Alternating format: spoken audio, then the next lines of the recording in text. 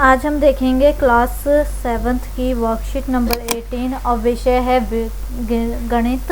आज का टॉपिक है घातांक और घात दशमलव संख्या प्रतिनिधित्व, मतलब कि दशमलव संख्या के बारे में आज हम पढ़ेंगे।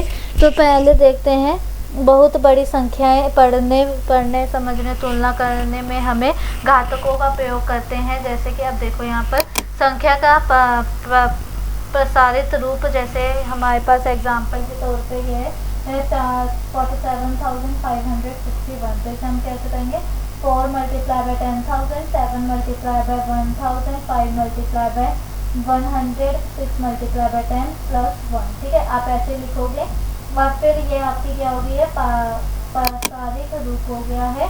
अब आपने क्या करना है, जहाँ पर भी 10, अब देखो यहाँ पर आपका क्या है, यहाँ पे आपका 10 का क्या, ये देखो ये 10,000 लिखा हुआ है, मतलब कि 4 0 है। तो आप क्या लिखोगे, सिंपल इसे जब 10 लिखोगे और पावर 4 लगा दोगे, क्योंकि 4 0 है। ऐसे ही अगर 1000 हो तो 10 लिखोगे, 3 0 होगी, 3 पावर लगा दोगे। ठीक है, 3 नंबर लिख दोगे पावर में। यही आपने सिंपल करना है। अगर आपके पास 2 0 वाला होगा, 100 होगा आपका, तो आप इसे कैसे लिखोगे, 2 पावर चढ़ा दोगे। ठीक है इसकी, तो यही आपको ने लिखना है, घात 2 लिखोगे।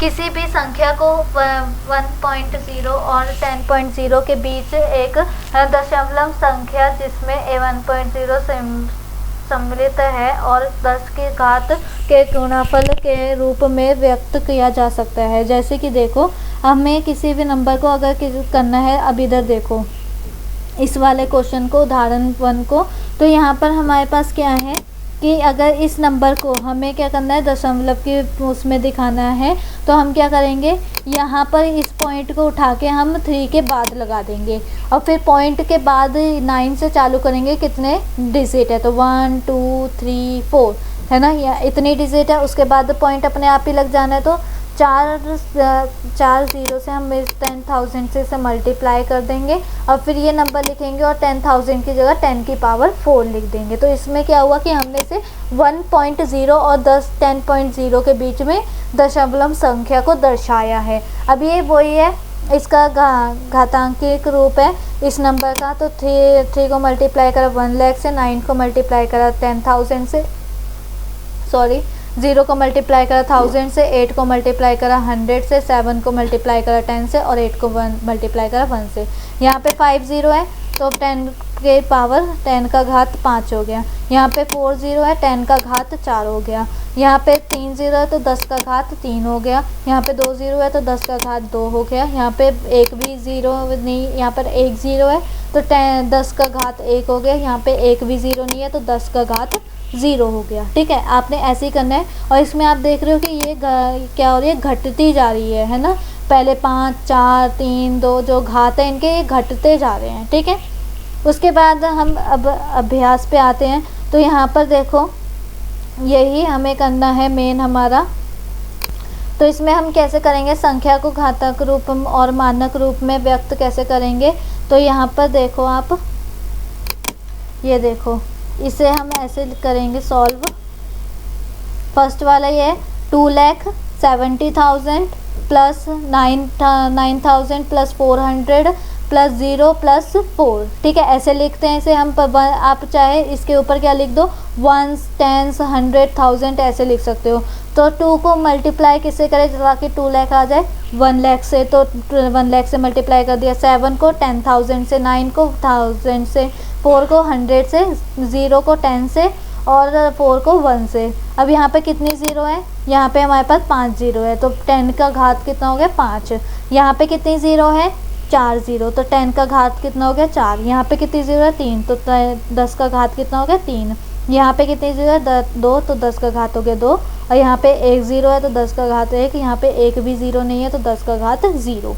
ऐसे ही हमने नेक्स्ट वाला करा, 30 लाख प्लस 0, 2 बार 0 है तो plus 0 plus 0 plus 6,000 plus 100 plus 90 plus 4।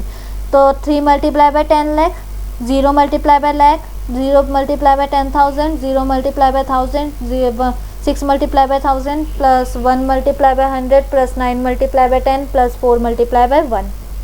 कितनी ज़ीरो है 10, यहाँ पे 10 में कितने, यहाँ पे कितनी ज़ीरो है 6, तो 10 का घात 6, यहाँ पे 5 है तो 10 का घात 5, यहाँ पे 4 है तो 10 का घात 4, यहाँ पे 3 है तो 10 का घात 3, यहाँ पे 2 है तो 10 का घात 2, यहाँ पे 1 है तो 10 का घात 1, यहाँ पे 1 भी नहीं है 0 तो 10 का घात 0। ठीक है, आपने ऐसे ही करना है। और ये भी आप देख लो सेम एकदम सेम में 20 lakh plus 8 lakh plus 0 plus 6000 plus 100 plus 90 plus 6।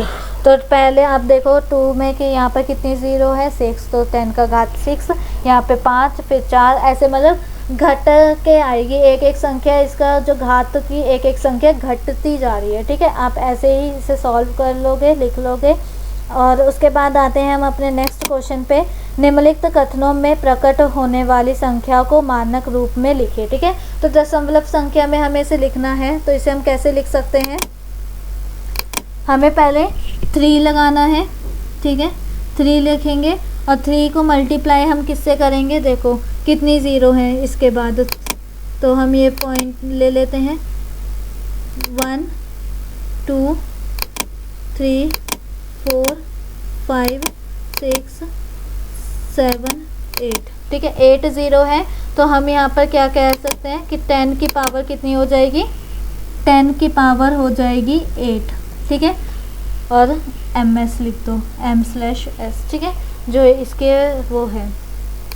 उसके बाद अब हमें यहाँ पे पॉइंट कहाँ पर लगाना है, पॉइंट हमें एक डिजिट छोड़ के लगाना है। ठीक है, यहाँ पे 1.4 हो गया, तो अब यहाँ पर कैसे लिखेंगे 1.4 इंटू, अब कितने डिजिट हैं तो वो लिख लेते हैं। यहाँ पर देखो पॉइंट के बाद से हमें गिनना चालू करना है, तो 1 2 3 4 5 6 7 8 9 है, तो हम यहाँ पर क्या लिखेंगे 10 की पावर क्या हो जाएगी 9। ठीक है, और लास्ट में यूनिट। ठीक है, फिर उसके बाद नेक्स्ट वाले की देखो, हमें यहाँ कहाँ पर ज़ीरो कहाँ पे पॉइंट लगाना है, कहाँ पे दशमलव लगाना है, 1 के बाद। ठीक है, एक डिजिट स्टार्टिंग से देखेंगे और एक डिजिट के बाद हमें दशमलव लगाना है, तो यहाँ पे क्या बना मेरा 1.353। ठीक है, उसके बाद ज़ीरो है तो कोई फ़र्क नहीं पड़ता, मल्टीप्लाई का साइन लगाओ। फिर अब देखो पॉइंट के बाद कितनी वो है 10 लिखो, और अब यहाँ पर देखो पॉइंट के बाद कितने डिजिट हैं, तो 2 2 4 2 6 7 8 9 डिजिट हैं, तो हम यहाँ पर क्या करेंगे, हम इसकी पावर 9 लिख देंगे। ठीक है, इसकी पावर 9 और km। ठीक है, तो ये हमारा हो गया। उसके बाद नेक्स्ट वाला देखो, अब 3.8 लिखेंगे। ठीक है, 3.84, तो ये यहाँ पर लिखेंगे 3.84, फिर उसके बाद मल्टीप्लाई बाय 10 लिखेंगे, मल्टीप्लाई बाय 10, और फिर उस 10 की पावर क्या होगी वो हम डिजिट गिन के बताएंगे। तो कहाँ से गिनेंगे, 84 2 हो गई, फिर 2 4 5 6 7 8, तो पावर कितनी हो गई 8 हो गई। ठीक है, उसके बाद अभी हम देखते हैं, फिर 10 की पावर 8 लिख देते हैं पहले, तो ये आ गई हमारी 10 की पावर 8, और जो यूनिट है वो लगा देते हैं।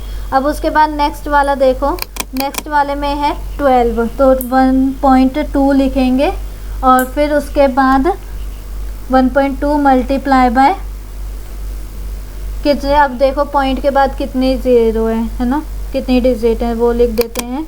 तो यहाँ पे 2 2 4 2 6 7 8 9 10 है, तो 10 की पावर 10 आ जाएगा। ठीक है, तो यहाँ पे क्या लिखेंगे 10 की पावर 10।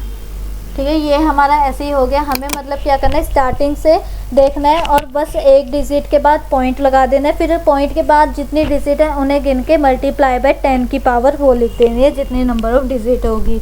तो अब यहाँ पे संकेत क्या है, हम दशमलव बिंदु की कल्पना संख्या के दाएं सिरे पर कर लेते हैं जब दशमलव संख्या में कोई में नहीं दिखाई देता। तो जैसे कि देखो हम क्या करते हैं, अगर आपका आंसर आता है 90.00, तो आप उसे क्या लिखते हो 90 लिख देते हो, है ना। तो फिर ये क्या हुआ, इसका मतलब कि आपका ये जो है ठीक है। तो हम क्या करते हैं 90.00 को कैसे लिख देते हैं, 90 लिख देते हैं, मतलब कि पॉइंट हमारा कहाँ पर हो जाएगा, यहाँ पर 0 के बाद हो जाएगा। तो यहीं पर ही यही कह रहा है कि अगर कहीं पर पॉइंट नहीं होता तो हम क्या सोचते हैं कि वो दाएं की तरफ पॉइंट है, पूरा जब नंबर ख़त्म हो जाता है उसके बाद क्या है, पॉइंट है। ठीक है, तो इसी के साथ हमारी वर्कशीट भी कंप्लीट होती है। आई होप आपको ये वीडियो अच्छी लगी और समझ में भी आ गई होगी। तो अगर आपको ये वीडियो अच्छी लगी है तो प्लीज़ लाइक कीजिए, चैनल पर नए हो तो सब्सक्राइब करना बिल्कुल ना भूलें और कमेंट में रिव्यू ज़रूर दें।